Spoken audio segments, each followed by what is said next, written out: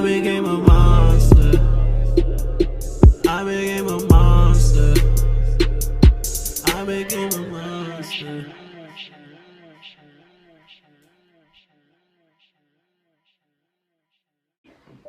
And we are back with another video today.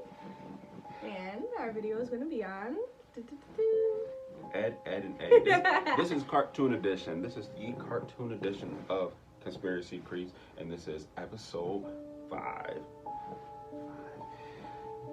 But yeah, I don't know how often we're gonna do this cartoon edition stuff, but if y'all like it, I will continue to do it because I actually like the cartoon because it's not that serious, and plus Christmas is right around the corner, so lighten it up and stop trying to do a bunch of scary shit around Christmas time. And if you're watching, Merry Christmas, Happy Holidays from the Conspiracy Creep fam.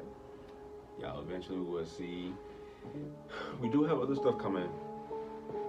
It's just being, it's in the mix right now. We got to get all the stuff that we need. We got Freestyle Friday coming, like I told y'all before. We got the podcast. Social media be tripping. We got me, her, and my younger brother. We will be getting to that very soon. We also, I was about to forget, Who Got Game. Y'all know y'all not seeing me with the sticks, but that's also coming. But yeah, let's not get too much into that, but just be on the lookout for that. But yep, this conspiracy theory is about Ed, and Eddy. Okay, go. Alright, so today, don't mind me being on my phone. My computer was dead, so I couldn't get the content that we're using today off the computer, so I'm going to be using my phone. But like you said, we will be talking about Ed, and Eddy today, and it's pretty interesting, so. Yeah, that's some, I don't know, I don't believe none of it, but it's kind of cool, though. So this is basically a sum up of what this will be about, what we'll be discussing. And it says, this theory... Tell your tongue when you want to talk. This theory posits that the kids who inhabit the cul-de-sac are actually dead in reality, and that the lives they lead there actually take place in a purgatory-like setting. Promise today, guys, I will not mess up these words like I did last time. Right, you be tripping. Alright, so the first thing coming at you is, according to the theory, the children of the cul-de-sac each hail from different eras spanning the early 1900s to the early 2000s. This would explain why the year for the show is very hard to pinpoint, with the multiple anachronisms present, and also why there aren't any adults in the show, although you do catch a glimpse of one every then and now. Bro, I don't remember seeing an adult that whole show. Like, I watched every show vividly, and I do not remember one adult. Like, what was the, I'm trying to think of what's another show. Well, it's not like that. If they did show an adult, it was like that, was not that so Raven, was the Proud Family, when what's the dude that was supposed to be like the basketball player or something like that? And yeah, but there's adults in Proud Family. I know, but I'm saying, like, if they did show it, it's probably like that, where it only showed like the head, Wizard, or the body, not the whole thing. Wizard Kelly, that was his name, Wizard Kelly. Yeah. But yeah, they only showed like this part. Oh, I'm dying. But I don't remember not one adult in that whole show. Yeah, I really don't remember one either. But according to them, there's, been a showing of at least like one or two. You know the thing? They were going to school. Like, yeah. Where the fuck was the teachers? Maybe. Hey, they were just I guess we gotta keep going through these points to figure out these theories. All right, go ahead, bro. Just say you was rushing me. I was not rushing you, first of all. What I was saying is let me keep reading. You're woman-splaining. Anyways, Rolf arrived first from the 1900s, the theory goes. His family had moved to Peach Creek in order to establish a farm on its land. Rolf died around 1903 when his family's farm animals stampeded and trampled him. What? This was supposed to be the reason as to why he only has one cow, one goat, and a few pigs, and a few chickens. Not enough animals to cause a fatal stampede in the afterlife. Bro, that's some big ass. Nah, but I guess that kind of does make sense, because like he died, and like he probably had like one of his favorite type of animals when he was on the farm, because just like she said, like it's not enough to cause a fatal stampede. But like, bro, anything can stampede Nah, I'd be like, yo, these my niggas that didn't kill me, got them, kept them with me in the afterlife, and yeah. What? Y'all could come with me, but all them other ones, fuck y'all. Y'all fucking killed me. That's why I'm here now. Bro, what? No, that don't make no damn sense. So he was like, all right, how you can't bring animals into purgatory with you? What type of shit is that? That's what they did. You can't, bro. Purgatory is just you, and first of all, that don't even make sense either because you're not supposed to be able to see anybody, or anything in purgatory. Okay, well maybe he's special. No. We'll continue. All right. Johnny 2x4 came to the cul-de-sac not too long after Ralph's death. Having no friends. Whoa. Did you say 2 times 4? It's 2 by 4. You gotta cut that part out. That whole part's gotta get cut 2 out. by 4. Ready? We gonna start. Let's all over again. 5, 4, 3, 2, 1. What'd you say? 2 by 4? Yeah. Okay, let me restart. 1, 2, 3. Johnny 2x4 came to the cul-de-sac not too long after Ralph's death. Having no friends, Johnny took a marker and drew on his face. You having trouble? We just restart. Johnny took a marker and drew a face on a piece of wood and dubbed it Plank. He died in 1922 after fighting a long battle of tuberculosis, 6 years before the discovery of penicillin. I think that's how you say it, right? Penicillin! Ooh! I said penicillin. Penicillin. He took his friend Plank with him in the afterlife, since he was the last thing that he saw in his life before he died. Purgatory would also explain Plank's occasional sentient behavior, which is most notably demonstrated in the movie. When did Plank ever do anything? He didn't do anything. I don't recall him doing anything. I didn't even think he moved. Yeah, but I don't think Plank. You know, he would do. No, I remember what it was like something random would happen, and Plank would just randomly be there. Like Johnny wasn't there at all, but Plank would just randomly be there. So I get it. Yeah, whatever. Yeah. I don't believe the tuberculosis thing, but. You don't think so? You don't think he died from tuberculosis? No, because what evidence actually shows that? I mean, besides him having a bald head, which you don't have anything to do with. Yeah, it doesn't have anything to do with it. I'm not sure. Alright, next. Eddy came next. He was born in New York, but eventually moved to Peach Creek during the Great Depression era. Always trying to get a quick buck, he always set up scams to get money from the cul-de-sac kids in an effort to escape the poverty he spent his whole life in. Eddy didn't have a proper father figure since his real father abandoned him and his mother shortly after he was born. With this came the big bro he adored, idolized, and so very much despite the latter's abusive nature. After one of his scams went airy, Eddy was chased by the swindled children of the cul-de-sac. Anne ran to the lake and jumped into it. Eddy ends up drowning in that lake, and he soon joined the other deceased children in the afterlife. Even though he is no longer alive, Eddy still tried to chase after the almighty dollar by continuing his swindling nature in the afterlife. Yo, I'm not understanding where they're getting these deaths from. Well, what they're trying to say is that, that's why there's no parents or anything like that. And it shows because they all died, and they're getting to the reason why they died. Yeah, but I get the part that they died, but, what comes, nothing that they're saying, but, counteract was saying, all right, he drowned in water. What made him think, not him, but whoever wrote the story, how he drowned? What evidence proves that he drowned in water? He not, none of that suspect junk, but, he wasn't wet, he wasn't wet, nothing like that, like the show, he wasn't wet, or anything like that. I could get, they said, he came from, New York or something like that. That's all about right, that fits his persona, him. Right. But all the rest of that don't make no sense at all. Usually I can have, usually I have, all right, that do make sense. But none of the way that they're saying they're dying makes sense at all. There's no evidence to why.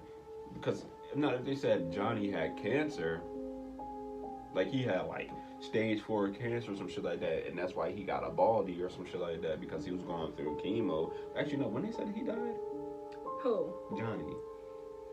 Johnny died in 1922 after fighting a long battle with tuberculosis. I don't think chemotherapy was a thing back then, was it? It wasn't. That's what they're saying. He died 6 months before. That was in 1922.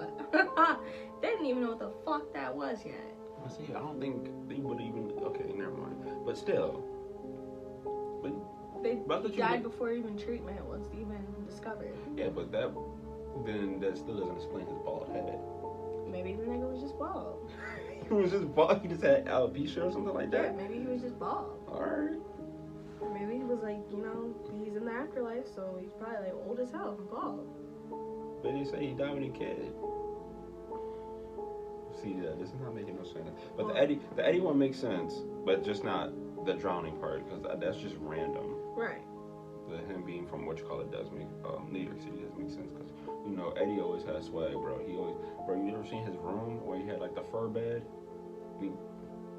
And he had a magazine, and it said chicks on it. Had said something about chicks, and he opened it. It was like little baby chickens. Bye. And Bye. He said it was his older brother's magazine, and he was pissed when he found out it was chickens. Whatever. But Eddy always had that swag though, so I get it. Whatever. They all are just acquired taste, but okay. Alright, next. Ed and Sarah were next to arrive in the cul-de-sac. Their father had died fighting in World War II, and as a result, their mother became distant and disconnected. To cope, Sarah developed her bossy attitude, trying to fill the role their parents used to fill before their father died and their mother stopped caring. Conversely, Ed shut the world out and developed into a fantasy world of comic books and monster movies, which exploded in popularity during and after World War II, in order to escape his unhappy life. They both died in a freak car accident in 1953, thus joining the past kids in death. I can believe that. I mean, they died in a car accident. That's a given. Anybody could die in a car accident. Yeah, it makes sense, but it's just the evidence is not there as to why. There's no evidence, but it's kind of like, alright, we don't know how the fuck they died, but they died in a car accident. Woo! Let's put that. That was fucked up. I mean, I wasn't trying to be like enthusiastic about it, but I'm just saying that's where they got their theory. You said die in car accidents. Woo! Fucking asshole. But they said Sarah became boss because that's basically how her dad was. But that don't explain why Ed was so slow. Well, I mean, not that's how her dad was. Just saying, like, to cope, she became bossy because, like, that mom and dad, telling you what to do and all that wasn't there anymore. But because that don't make sense. Because Ed was so slow, it didn't make sense. Like, I want to know. The theory they could have came up with, like, he was like something wrong with him. Like something was wrong with him at birth. Like development, like first development. Yeah, like why he was like so behind, basically. Yeah. Like, cause bro, the shit that he was saying in the show, you be like, what? No, I feel you. But or technically, he's not actually dead, but since the car accident did happen, it fucked him up really bad. So now he is in the state of mind, or his brain doesn't function like how everybody else's does, and that's why he acts so slow. Yeah, that makes sense. But since he got in that accident, he gained a third sense and a sixth sense, and now he can see dead people. Oh my that God. That makes more sense to me because you was on a good roll at first until you got that sixth sense shit. No, bro, that makes more sense to me. Like, oh, they died in a car accident. Ed was just slow his whole life for no reason. Like, that's funnier at least. Like, not funny. That's kind of fucked up. But it's like it makes more sense. No. Whatever. Next. Nas was born in 1960s era to hippie parents. Anything to have hippie parents. Just kidding. Described as a flower child, she was a rather flirtatious young girl who would always act that way towards the male children in the neighborhood. In the summer of '79, a serial killer escaped from a local asylum and made his way into her house and raped and murdered her along with her entire family. Okay, that's some fucked up intense shit. Yeah, we was trying to do like a light episode, bro, but that just got dark hella quick. Right, like damn. Raped and killed the whole family? They had to be hippies though, like And she had to be flirtatious. Like, Bro, it got dark hella fast. yeah, so that one I'm not really going to comment too much towards. I don't think that's the truth. That's the whole thing? Yeah, that was it. Oh, damn. Nas. Nas. Nas was pretty sure. Nas. Nas. Yeah, Nas. Clearly, people, somebody didn't have a childhood. First of all, bye. Didn't have a childhood. First of all, I did. Best show ever. Just Whatever. Now next, since he doesn't know what he's talking about. Don't do that. Ed and Double D was born in the 70s when preparing to attend college from a young age, became the How do you say that word? What? Right there. That word. I was about to say suicidal, but Oh, let me just try to pronounce myself then. Sotel? bro, we are so. Sorry, we are like not prepared for these big words, right? Ain't even big words. We just ain't been in school. Whatever. Societal norm, expectation, and was raised by very strict, controlling, emotional, distant parents. They pushed him to succeed academically and to be a perfect, clean, and neat. He is believed to have died as a result of a gas leak causing an explosion with the Bunsen burner. Wait. Listen, bro. The Bunsen burner from his chemistry set. The chemistry. The chemistry. The chemistry. Tongue tie. Hey, I love the chemistry. I love the chemistry. That was funny. Wait, so he died from the Bunsen burner? Yep. Wait, so like.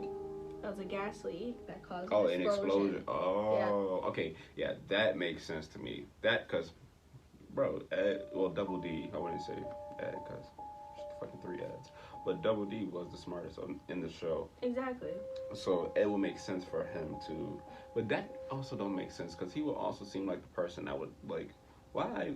He would be like, all right, I smell gas. Let me not fucking start a fire if I can smell something that don't smell in an ordinary. Not everybody can sense a gas leak, though. Not sense, but you can smell it. I mean, if it's like CO2 or some shit like that, no, you're not gonna smell it. But, exactly. You're not gonna. But gas, bro, you had the stove on the other day, and I'm like, bro, what the fuck is that? Who, me? At our old house, I'm like, oh yeah, that day. So I did not know how to use a gas stove because I never had one, and I thought you just turn it on, and I had it on, and yeah, that was a nightmare. I'm like, it smelled like fucking gas in here, bro. She would have turned that stove on, everybody would have been dead. Yeah, I was gonna kill us, so. But I'm glad we're still here to tell these stories. That's because even if you didn't turn it off and nobody even paid attention, we probably would all just drop like flies. Exactly, so. Yeah, she was trying to kill us. Whoops. All right. But yeah, that one's the most believable to me so far. Like, because he was the smartest. So they say he was a university student. Yeah. He was ready to prepare for college. Oh, he was prepared to. Okay, yeah, that does make sense too. Yeah, that makes the most sense to me. That's the only theory so far that makes sense. But yeah. Be careful of that. Okay. So it says Kevin was born around the early 1980s. He was born to a broken down house, and he also had an abusive father who was poorly educated, and his mother had passed away when he was a year old. Because of his situation at home, Kevin would act his frustration out on the other children of the cul-de-sac, becoming a bully to cope with his repressed anger. His fascination with his bike fits right in the birth of the popular X Games in 1995. One night in the winter of 99, his father fatally beat him in the fit of a drunken rage, and then he died while he was on his way to the hospital. His father was then convicted of his murder, and he was sentenced to life in prison. When Kevin entered into the afterlife, he re-imaged his father as a loving and that he would shower him in gifts. He still kept his bullying ways in the afterlife, however. I believe that because his father, he does have like this. He does have this really good image of his dad. And bro, yeah, because he used to bully everybody. Yeah, he's also still a bully. And, you know, generally, I wouldn't say generally, but a lot of problems, you know, a lot of reason why kids are kind of like mean, sometimes it does bring a lot from something that they have going on at home. So, hell yeah.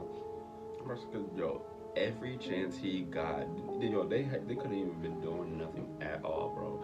And bro, he would find a reason to fuck with them. And the thing was, it's not like he would mess with anybody else. It would just be the three Eds. It wouldn't be nobody else, bro. But also, I can understand that shit. I don't even take that as bullying because sometimes it was doing too much. Like sometimes it was mostly Ed that was doing too much. No, Eddy. It was Eddy that was always doing too much. Like, bro, the time when they thought they was about to go to Nas pool party or whatever it was, and they showed up without the invite, bro. He was mad. Beasting. Bro, he was mad as fuck. But yeah, they just do too much.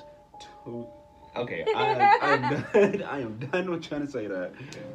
But yeah, like sometimes they just do too much sometimes, and I can understand. So I don't take that as bullying. I think that is just necessary violence. Yeah, you're just an asshole. Next. With him? You. Me? Because you're agreeing to that. No, I think it's necessary when somebody's doing too much. Like, bro, chill the fuck out. But when you just going around just beating on people for no absolute reason, alright, that's a bully. But bro, you never had that one person that just annoy you so much you be like, you just want to put your hands on them? Yes. You can't say that because at work you be like, bro, sometimes you want to beatbox somebody's fucking face. Like, I would not be saying that. You be feeling like that though. I'd lose my job.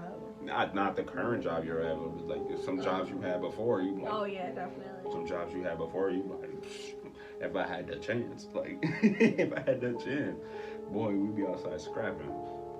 But I think that was just necessary violence. Whatever. To the Eds. Nobody else though. Whatever. Alright, so it says, Jimmy was the last child to enter the cul-de-sac. He was born in the early 1990s and was diagnosed with leukemia. He never associated with the other cul-de-sac children because his parents believed he was too frail to be around the other kids, and he remained bedridden of the remainder of his life because of the fact. After fighting a difficult battle with his leukemia, Jimmy eventually succumbed to his illness, and soon the cul-de-sac purgatory was complete. I don't see. Nah. I don't know. I get the fragile part, but not the leukemia part. Because boy, that nigga got hurt every episode. Yes. But it was mostly because the Eds was fucking him up, like doing some weird contraption that will hurt him in some way. Like, but the leukemia part, I would believe the leukemia more for Johnny than anybody else. Yeah. Just because of the bald head though. Right. I don't know how I feel about that one, so I really couldn't comment towards that. I mean, I guess I get in a little bit because of the fragile aspect, but then, like you said, he was getting hurt every episode, so if he was so frail, he probably wouldn't have been the one getting hurt, and yeah, so that doesn't really make too much sense there. But Let's see. Wait, what doesn't? the whole leukemia aspect. Oh, okay, yeah. I'm thinking about the part of him being frail. Oh, no. Bro, that makes the most sense. Him being frail. First of all, I would have hated to be him because he had one of those old school braces where the thing go around your whole head like that. Ooh, I would have hated it, bro. Imagine you spitting on everybody you talk to. I'd be like, okay, I'm not talking to you anymore. What's this last one say? Alright, so the last one says, the Kinkers were different from the other neighborhood children.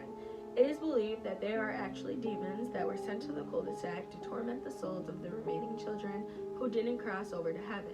The Kinkers are the only characters with normal colored tongues, which would seem to indicate that they are not dead, and that therefore they must be something different. Surprisingly, the Kinkers are attracted to the Eds for an unknown reasons. However, one common guess is that they are the weakest wild children of the cul-de-sac, or because they each symbolize a certain deadly sin. The Eds or the Kinkers? The Kinkers. Well, no, how? Well, according to them, it's because they have different colored tongues. What? Did you not just read it? Listen to anything I just read? But what would the tongue have to do with the 7 deadly sins? Because nothing said nothing about the 7 deadly sins. Deadly sins. Certain deadly sins. It would symbolize certain ones, not all of them. Yeah, but I don't even know which ones those would be. Well, I mean, for the Kinkers at least. According to them, they are characters with normal colored tongues, which would indicate that they are not dead, and therefore they must be something different, which is where they get that whole demon aspect, is that they're not like them, and they came to torment these motherfucking kids. No. But that's also kind of fucked up. Why would you send demons? I don't believe it. Let's see. Why would you send demons to go torture kids that's dead already and they're stuck in purgatory? That's I'm fucked not up. sure. But I don't believe it. Listen, I know for sure if they was talking about the 7 deadly sins and they was talking about the Eds, Eddy would have definitely been greed. I don't know what double D would have been because I don't see pride. I guess pride. No, I don't think so.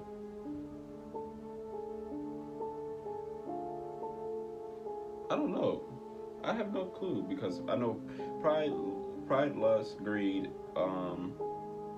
What you know the other ones? No, okay, I don't know. I only know those ones, so you know.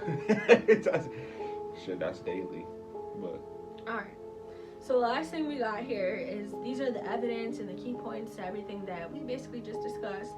And it says the theory points to these facts, such as the children have green, blue tongues, and the tongues does in fact turn a bluish shade when you die. So, I mean, I guess that would make sense a little bit, and I guess that would make sense of where they're getting that theory for the whole canker aspect is because they have a different color tongue. Yeah. Next is there is a conspicuous. Where? Conspicuous? There is a conspicuous lack of adults or other children. And yes, that makes sense there too of why they would be in the afterlife is because they don't have any parents around and it's just these kids. So that would make a lot of sense there. That not the last one, but the one that we read, like the first one, they said it was like adults randomly throughout. I really do not remember an adult being in the show at all. Right. Next is the summer is endless. And that's true too. Maybe they're stuck in the summer. Maybe that's what they all agreed on that they liked, and that's where they wanted to end up at. Yeah.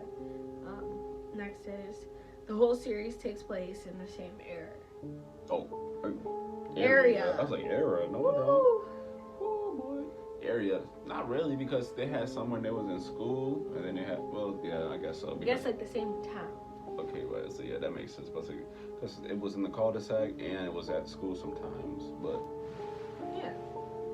Yeah, that makes sense because they was usually always in the same spot. So yeah, so it makes sense. I guess they were in the same town.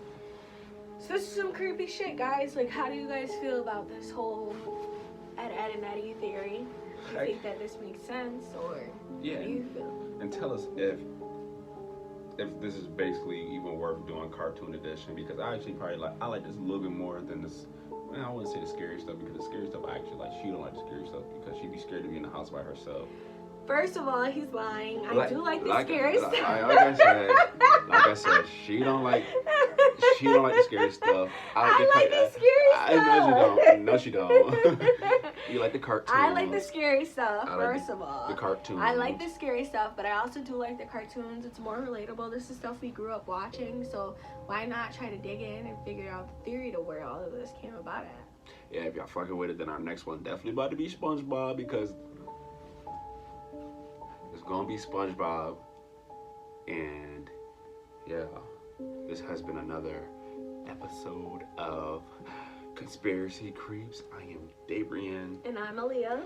And we'll probably catch you on next Thursday. Actually not, because Wednesday is Christmas, so probably catch you after Christmas, maybe even before the little Christmas edition. Yeah, we might give y'all a little bonus. A little bonus. We might, you know what I'm saying, how we feel, you know, if we get enough gifts and we happy. Oh, God. Like, if we get enough gifts, then yeah, we might fuck around and give y'all a bonus video as a gift too. Please. But that has been another episode of Conspiracy Creeps. And we'll be seeing you later.